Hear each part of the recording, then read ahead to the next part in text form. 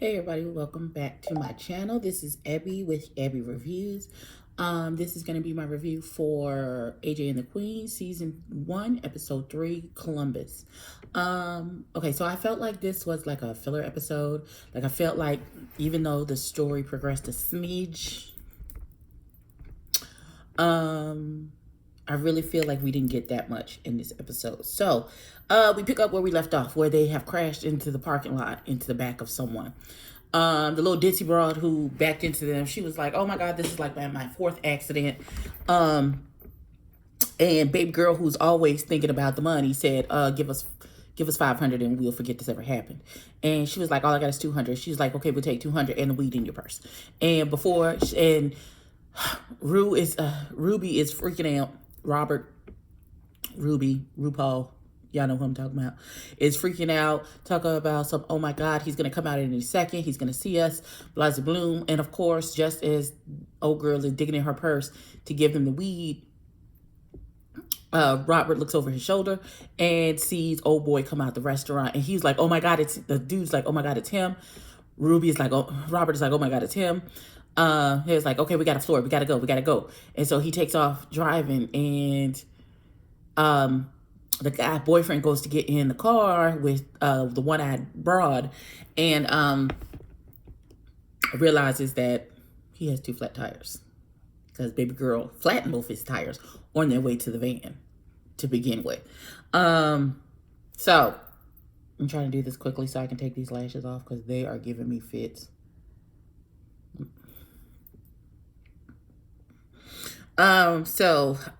They take off and they are on their way to Columbus. They get pulled over by the cops. Now, I'm sensitive to black men being pulled over by the police. And the little girl literally said to the cop, "You pulled him over because he was black?" You just okay. We don't really point that out. Don't make it an issue. So he said, "Your tail light is completely smashed out. That's why I stopped you." He was like, "Why do you have a little white girl in your car?" Because there's a little white girl in my car. What you mean? Then he's making all these inferences like they're not supposed to be together. Black man, little white girl. Understandable.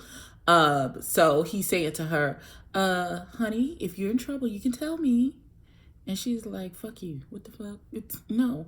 And she's like, "That's my dad." And she's like, "That's your dad?" And then Robert tells this whole convoluted story of him and his white husband spun their sperm, and his sperm won, and that's how they got their daughter, and that is indeed his daughter. And the cop is like, and then he goes to run his name. His name comes back clean. And so they're like, "Okay," say, "Sweetheart, is there anything you want to say to me?" And at that point, when the cop went to go run his name, Robert told AJ, "Don't say nothing else to this cop, your smart ass mouth, or you get me killed." And so when the cop comes back and said, "Honey, are you okay? Is there anything you want to say to me?" And she doesn't say anything. And he was like, "Honey, you can talk to me." And she was like, "Yeah, he told me not to say anything to you." Bitch, are you trying to get somebody hurt? Is you trying to get somebody killed? Is that what it is? We're going to breathe and let it out. So the cop lets them. She was like, and Robert was like, "Yeah, clearly she has a disrespect for authority." So I told him not to say anything else. And he was like, "Okay, well, you're free to go get the tail light fixed." Okay, so they pull over to this shop because the boyfriend and them passed them on his way while they were pulled over by the cops. So he knew he was lying in wait. So they took an alternate route to this other city. They didn't go straight to Columbus. Some little town, I don't know, in Ohio. So they pull over and they talk to the man at the mechanic shop. He's like, "Yeah, let me go in the back and see if I can fix it." And he takes the keys and they go in there and you can sit and wait with my wife. And so the wife is not as friendly. Very famous woman. I cannot think of her name to save my life. It's not Sophia. It's not Sophia Loren. Very beautiful brunette woman. I can't think of her name to save my life. Y'all know who the name of the lady is. Put her name down in Because it's gonna bother me.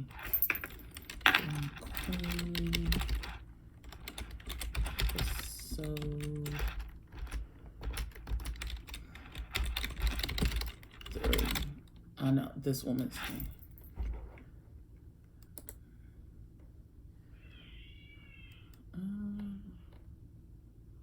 Where is their IMDb page? This is not what I need. Blasey blue, blue, blue, blue, blue. Okay, full cast and crew.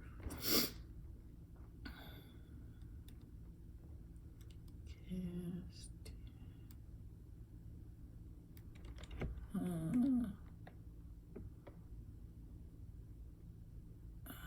Oh my God, everybody's in this episode. Let's see. Oh God, I just need episode 3. I don't need. Let's just go to the cast page. Can I go to episode 3? Y'all know.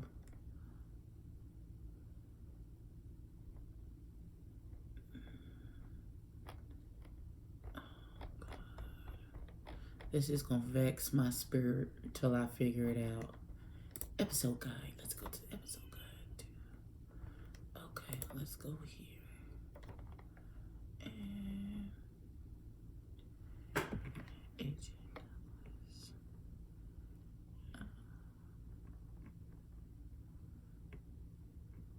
Adrienne Barbeau. That's who it is. Oh God, it was gonna bother me till I figured it out. Oh God, because it doesn't trip off my tongue. Adrienne Barbeau plays the wife of the mechanic, and she is in the I felt like that was 2 minutes of me just having an ADHD OCD moment. Well, y'all know what it is. So Adrienne Barbeau was the wife, and she doesn't seem to be the most friendly of people. But she's like, I don't need to know your life story. Thanks. Have a seat. He'll come and tell us when he's done. And so AJ goes to the bathroom because her mama. Okay, so we flash over to her mama, who is talking to the officer. Why she has to talk to an officer? If you normally get picked up for solicitation, according to Law and Order, you go see the judge and then they release you ROR. It's a victimless crime. It's not like they're going to continue to hold you like, oh, we're if fullest extent of the law. Normally, you'll probably get a ticket right then and there. But I guess because she resisted that she has talked to, I don't know. But she's sitting at the officer's desk, and she's like, I got to have my phone. I got to have my phone. And he was like, you can't have a phone here. And she was like, but that's the only way to keep in contact with my daughter. He was like, well, you better use one of these phones and leave her a message. So she calls and leaves baby girl a message. So AJ goes to the bathroom to listen to the message. While she's in there listening to the message from her mama, she looks on the wall and she sees all of these gorgeous, pinup calendars of Adrienne Barbeau when she was younger. Absolutely gorgeous, boobs out in lingerie, hair did, face did, soft focus, glamour shot situations hither and there. And I was like, okay, we see you, boo. And so AJ calls Robert back into the bathroom to look at the pictures. She's like, what are those? And he was like, calendars. She's like, they're the cousin to maps. And so they come out and they have a conversation with Adrienne Barbeau, and she was like, the baby was like, oh, what happened to your titties? Because clearly she's flat chested, but she wasn't in the pictures. And she was like, I had cancer in one breast. And because they were concerned about me getting cancer in the other breast, I did a double mastectomy and got rid of everything. And that is her story. And so she was like, okay, you got to talk to Bob. Bob said that Bob comes in and he says, listen, I got the part that can possibly go in to fix your headlight and a ladder that will latch on to the back of your RV, which gets snatched down. But there's something going on with your fuel line. Your car's not safe to drive. The part won't be here. You'll have to stay overnight till I get the part. And he's like, oh my God. So where am I going to stay? She's like, there's Monterey Place motel up the street. Cool. So they get to the motel. AJ is excited because there's a pool. She's never had a pool. She's like, the hotel living is a place for her. Like, it's a cheap motel, but to this baby who has never done anything, seen anything, she is in seventh heaven. So Robert's like, you cannot go in the pool unless you have a floating device or something because you cannot swim. So she's like, you're no fun. And she's like, well, that's life. So sorry.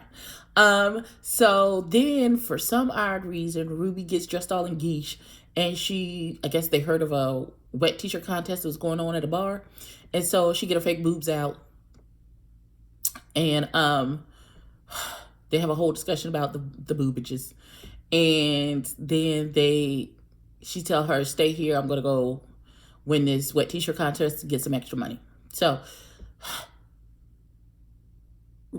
Ruby is in full geesh. Red hair, looking kind of like Tyra Banks. These little Daisy Duke cut off jean shorts and a little white tank top tied in a knot around these these huge fake boobs.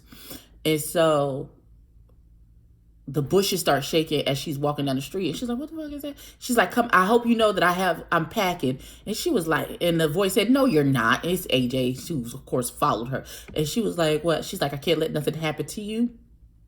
I'm your security.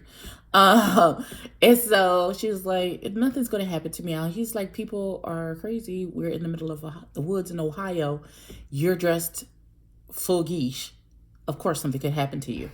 So they get to the bar, and Ruby takes some music over to the man and said, put this on. And just as Bob is trying to close out the wet t-shirt contest, Ruby enters and start doing this lip sync, and she's in this pool and she's splashing water and she's swinging her hair and she's doing it and popping and locking it and doing a little bit too much because her breastplate comes off. Her breastplate came off and was floating in the little baby pool. I'm sorry. In the little baby pool in front of her. Listen, that thing took me. It took, you hear me? That thing took me. So, Adrienne Barbeau, so as, not to cause a riot, immediately starts clapping and things, which I don't know why one person clapping and her getting her friends to clap was going to keep them crazy people from beating her to death. But clearly clapping is the way to peace. So they clap it up for Ruby, who I guess won the contest. And then AJ and Ruby are having a conversation as they're walking back, saying, see, everybody is not the same. There are good and bad people in the world. People can be two different things at the same time. And so they get back. And so the next morning, I don't even know where the boyfriend and Lady Danger, who's the lady with the patch, Tia Carrera, when they were outside trying to get the tires fixed, Tia Carrera was like, you and your boyfriend and blah, blah, blah, blah, blah. And he was like, I never did anything to him. He only did things to me. That's not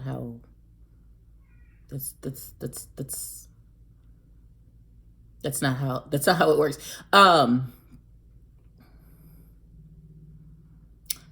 If you are emotionally and physically attracted to somebody of the same sex, you're a homosexual. That is literally the definition of it. Whether you do something to them or they do something to you.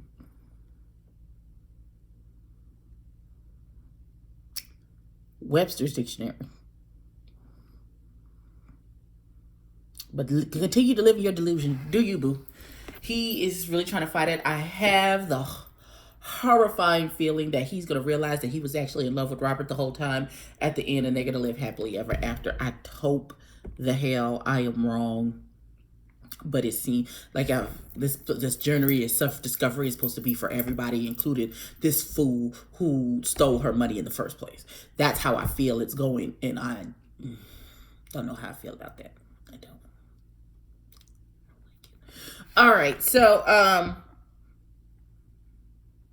we then see Robert is like, the next morning Robert's like, where's AJ? so they can get the RV and go. And he looks outside, and AJ is in the pool using his breastplate as a floating device in the pool.